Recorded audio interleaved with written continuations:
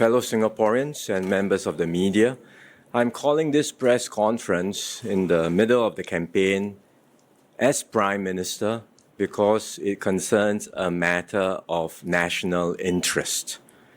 You would have seen MHA's press statement last night. As Prime Minister, I cannot emphasize this enough. Singapore's greatest strength is our unity across race and religion. It is the bedrock of our multiracial and multi-religious society. And this is not accidental. It is the result of painstaking hard work and patient effort by generations of Singaporeans. In the past few days, we have detected online activity by foreign actors urging Singaporeans to vote along religious lines. They say vote for so-and-so because he or she will better represent a particular race or religion. These foreigners targeted Singaporeans, and their social media posts were also widely shared within the Singaporean community. That crosses the line. Singaporeans may have different views about issues, but we cannot allow external actors to exploit whatever differences we may have to weaken us or to advance their own interests. Singapore's politics must be for Singaporeans alone to decide. And so we have blocked access to these posts. And we will continue to act firmly against any such actions. Foreign influence is one side of the coin. There are also other posts circulating online attempting to bring race and religion into politics. One example is a recent social media post by a Singaporean activist proposing that Muslims should vote for candidates that are willing to advance his religious agenda. These messages may be by Singaporeans, but we should also reject them. And were it a Christian, a Hindu or Buddhist group making the same demand, our response would be the same. Mixing politics with religion is unacceptable in Singapore. We have always taken a firm stance against this. First, it fractures the common space we share as Singaporeans. Second, once elections become contests of faith, all communities in our society will end up worse off. Third, external powers will seek to exploit these fault lines to advance their own agendas. And as we have already seen, these challenges and threats are very real. Now, this does not mean that we cannot engage and address the needs of our different communities or even talk about race and religion. I myself make a point to engage these different communities. I know it's harder for our minority groups, as it is in any multiracial society, and I'm grateful for their efforts in upholding our social compact in Singapore. The engagements I do help the government to better understand the concerns and needs of our diverse communities so that we can address concerns and issues in a way that expands our common ground and strengthens our society. But such engagements are very different from identity politics, which we should firmly reject. What is identity politics? Identity politics means candidates and MPs appealing for support on the basis of race or religion and championing the interests of that particular group over other groups and over everything else. That's dangerous because when one group jostles aggressively to assert its identity, others will organize and start to jostle back. And you can see how this plays out in countries everywhere. You end up fueling our worst tendencies, hostilities, and vengefulness across society. No one wins when this happens.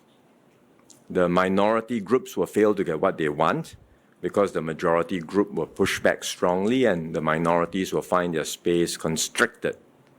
At the same time, the majority group will also live in the most unhappy society, where every issue comes down to race and religion. So no one is happy, no one wins. And in the end, we will be more divided than before. And Singaporeans, all of us, will pay the price. So I call on all political parties to make their positions clear on this matter. This is not a partisan or party matter. This is a matter of national importance. In particular, I invite the leaders of all political parties to make their stand clear, not just on foreign interference, but on two fundamental principles. First, that identity politics has no place in Singapore. Second, that we should never mix religion and politics. At the end of the day, whatever our differences, we are all Singaporeans first and foremost. I thank Singaporeans of all races and religions for having supported this multiracial and multi-religious approach all this while, which has enabled us to build a successful and harmonious Singapore. I am confident that even now, the majority of Singaporeans across all racial groups support this approach. I ask Singaporeans to continue doing so.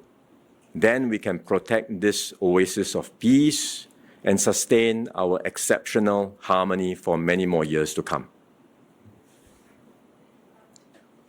Thank you, Prime Minister. We'll start now with questions. Let's hear from ST first. Thanks.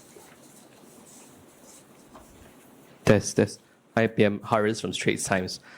PM, so you mentioned that you want opposition leaders to make their stand clear. If you could just help us understand a bit, what exactly do you want them to do, to affirm or denounce? Are you looking for a formal statement or some kind of specific actions? And given today's developments with the Workers' Party, for instance, and a religious teacher, Nur Daros, do you think they have been clear enough, or is a firmer position needed? Thank you.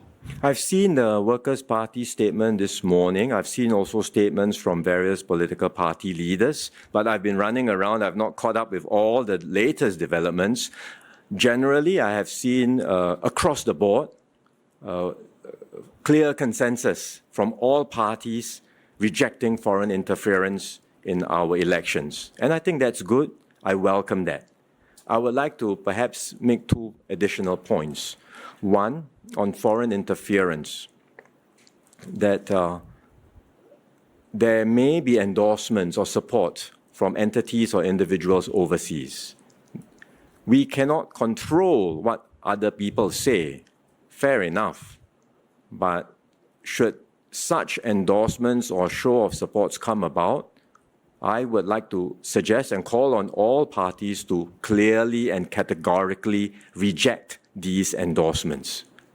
Because the fundamental principle is foreigners should not decide the outcome of our elections. This is our country, our elections. Singaporeans alone decide the outcome of our elections. Second, that there may be issues that potentially can undermine our national interest. Issues of foreign policy, where we say it's very clear politics should stop at the water's edge and we should have a sense of unity in presenting to the world.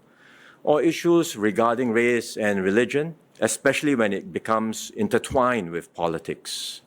On such matters, which can undermine our national interests, I also call on all political parties to make clear their stance.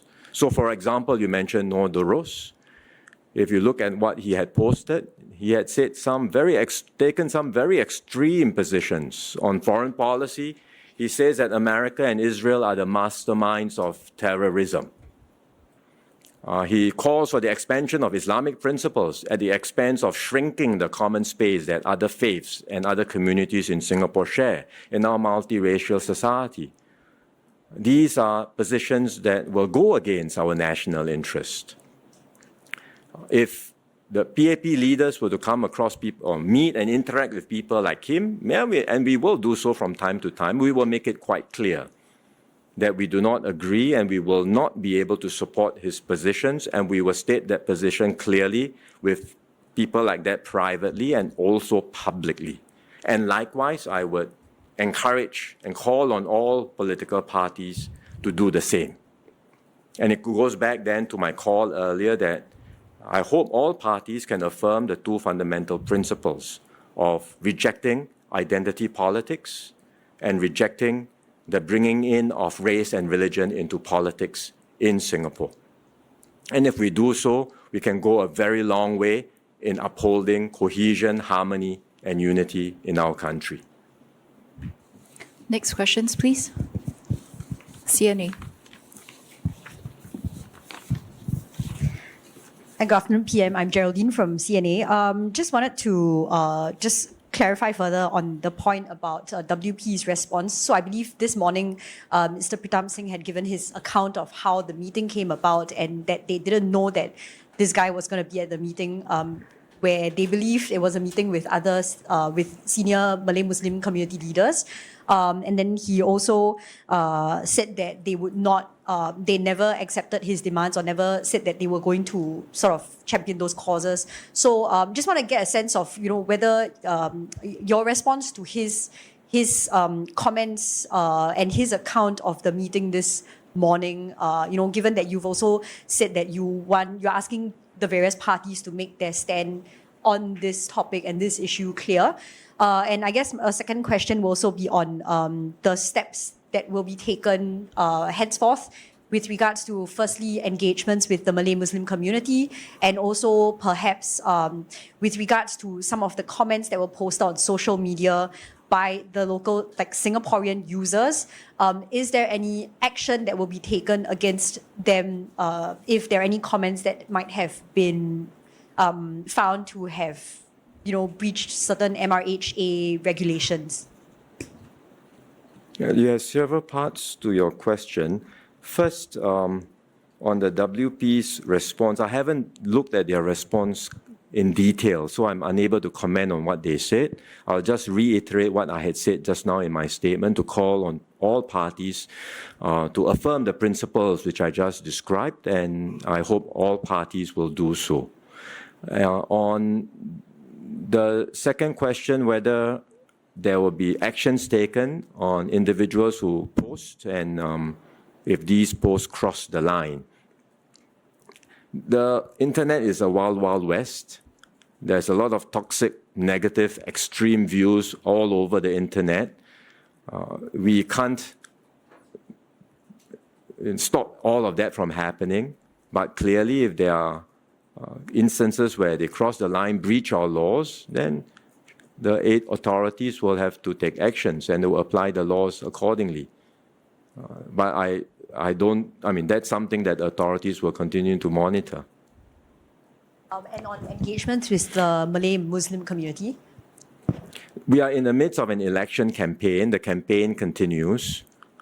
An issue like this, I'm sure, will require continued engagements, not just with the Malay Muslim community, but with all communities that may have concerns about what are the issues we can talk about. How do we have safe spaces to deal with concerns, and how do we have our concerns addressed even while we uphold our social compact in Singapore. And these are engagements which we will continue and do, which we have been doing all this while, and we will continue in earnest certainly after the campaign. But for now, as we proceed with the campaign, my call to all political parties, as I said, is let's do our best not to push the boundaries, push the frontiers of race, religion, and bring in race and religion into politics. And if all political parties agree on that and exercise their campaign with that element of restraint, then I think we will be better off as a country. And in the end, Singaporeans can choose whichever party they wish to support for their constituency and for their government. But we will not allow this to become an issue that divides us further, especially in the midst of an election campaign. Thank you. Next question. Can we have it from Barita Harian? Thank you. Hi, PM. So this issue, the Malay Muslim community is at the center of this issue. So perhaps a question and also a short sharing about the sentiments that we've gathered so far. So I think majority would know that foreign interference and accept that it's unacceptable. And when it comes to cross-border issues, we always take a nationalistic stand, as does other Singaporeans. But when it comes to race and religion, I think while we agree shouldn't mix it in a secular country, secular politics, but there's also this need for such issues to be raised and heard. And for the community, they look at the Malay MPs as an avenue to raise these issues and for them to address. So how can you assure the community and as well the other minority communities as well about where do we draw the line in terms of, getting our Malay Muslim MPs to hear our concerns and not mixing race and religion in politics? Sure. Well, as I said just now, we are a diverse community. And in a diverse, multiracial, multi-religious community like ours, it is harder to be in the minority. It is true everywhere in the world. We recognize that. So we must make a greater effort to engage all the different communities. And certainly members of parliament do that, engaging whether it's ethnic communities, whether it's race, whether it's specific causes. They engage widely, listen to concerns, and where necessary will raise and highlight these concerns in parliament. These are legitimate. And these are things that members of parliament should do. But when it comes to identity politics, as I highlighted just now, that means championing the interests of your specific group over other interests, over everything else. And it means pushing your own interests even at the expense of shrinking the common space, at the expense of harming social harmony and unity, at the expense of national interest. And that's what identity politics is. It's really championing sectarian interests, ethnic interest. And if we go that way, as I said, we see how it has gone wrong in so many other countries around us. Because when one group pushes their interests, regardless of everything else, single-mindedly, very aggressively, there will be a pushback from other groups. And if the minority groups will be the one pushing very strongly, the pushback will come from the majority, and the minorities will not be able to succeed, and in fact, they will find that the space they have is constricted. But neither will the majority be happy, because we will end up with a society that's completely divided. And we're not talking about this in abstract, because we can see this, we have seen this happen already in so many different places. So there is a delicate balance. I know it's not easy always, especially if you were to be a minority, or a minority MP for that matter. But all the more, particularly when it comes to an election period like this, and given what has transpired now, I think it's useful for us to remind everyone, yes, we are in an election contest. Yes, every party would like to win and gain more seats, but victory should not come at the price of our unity. That's too high a cost. Let's not harm Singapore's cohesion. Let's have a care. Let's have a good and fair contest. And then beyond the elections, we will continue with the engagements. We will continue listening, hearing all the different groups, and seeing how best to address the concerns of each community while making sure we strengthen our society and our shared Singaporean identity at the same time. Okay, let's take some final questions. Let's have it from CNE Digital, followed by Zapao to close. Hi, this is Sigit from CNA Digital. My question is on whether there are other entities which are a cause for concern when it comes to foreign influence on the GE, such as maybe Critical Spectator, which is a page run by a foreigner. Our rules are clear. The principle is that the outcome of elections are for Singaporeans only to decide. And we have safeguards, we have laws to uphold this principle and make sure that this principle is upheld.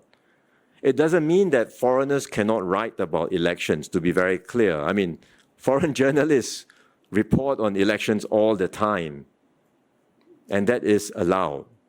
But when foreigners take a position on an issue or a candidate and push for an issue or candidate one over the other, and especially when it is about race and religion, and you start mixing race and religion into politics, that crosses the line.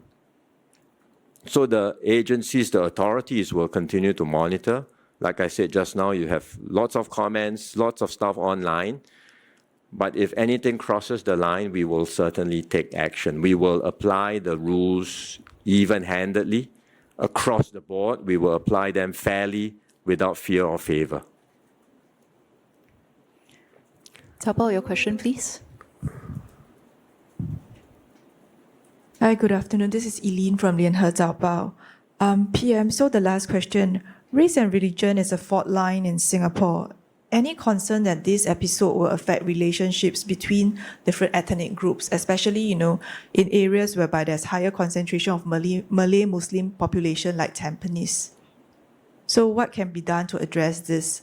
It's a bit unfortunate that this incident have to happen a few days into the campaign. So are you worried that it might cause some kind of backlash in terms of vote swings? Thank you.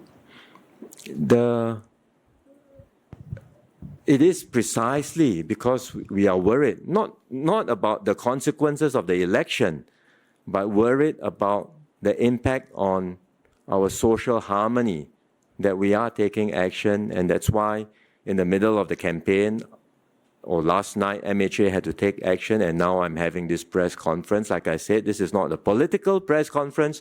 I'm not here to talk about my concerns about the party. I'm here to talk about my concern for Singapore and our country. And this goes beyond one election, because once the fault lines deepen, once trust is eroded, it is so hard to recover again. So we hope whatever actions we have taken, whatever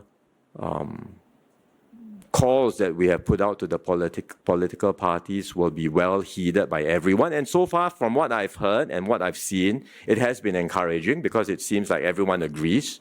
And so if indeed we are all on the same page, if all political parties agree and take the steps that I've called them to and encourage them to, not just in word and rhetoric, but in their actions over the next few days, then I think my concerns and the concerns of many Singaporeans will be assured or addressed, and we can continue to have our election campaign. Singaporeans can choose, and we can do so knowing that our cohesion, our harmony will not be undermined. Thank you, everybody. Just one last. One last question. Come, Channel 8, please. Hi, PM. Pauline from Channel 8 News here. Thanks for taking this question. My question is on identity politics. I mean, this may be an abstract concept for Singaporeans out there. They might not know what is identity politics. Would this eventually, evoke a fear of the minorities speaking up? I'm not sure, because now that they wouldn't know whether they are crossing the line, like how much can they talk, especially during the election period. They might want to have open discussion, but what can they talk about and what they cannot? How do they know if they are crossing the line, and how does the government plan to reach out or increase awareness to them? There may be some concerns like that, but this is not a new issue. And whenever individuals do cross the line, sometimes it doesn't even require the government to act, because online there will be moderating voices telling them, please have a care. And then because of that, individuals will say, okay, I understand, I will exercise some restraint. It doesn't even have to be about identity politics. Just a few years ago, remember COVID, we also had issues of race and religion come up. So these issues are always there. It can be stirred up in the midst of an election. It can come up during a crisis or a challenge, and then somebody fingers or blames a particular ethnic group for something wrong, and then emotions get riled up. So it doesn't mean we cannot talk about race and religion, but it means every time we do so, we understand the concerns, we think about what we say, we think about whatever actions we make that may be misconstrued, and we are careful or sensible and reasonable. And this is something that is ongoing. It cannot be, you cannot do this by implementing laws or rules only. It's a mindset. And we have come a long way because over the years we are, I think, through many rounds of interactions, we have matured as a society. We have learned how to interact with one another, how to respect one another. We have learned that we have expanded the common ground between different ethnic groups. So it's a work in progress. We have come a long way, but we should still recognize that it is always sensitive. And over time, perhaps even through an episode like this, we will continue to learn and we will continue to do better as a society. But as of now, as I said, with regards to the elections, I am glad, as based on what I've seen so far, the political parties all agree we don't want foreign interference. As I said just now, going beyond just foreign interference alone as a very high-level principle, I would like to call on everyone to also reject identity politics, to also reject bringing in race and religion into politics. And if all the political parties were to do so, then we can continue our elections. No one should be worried about saying anything.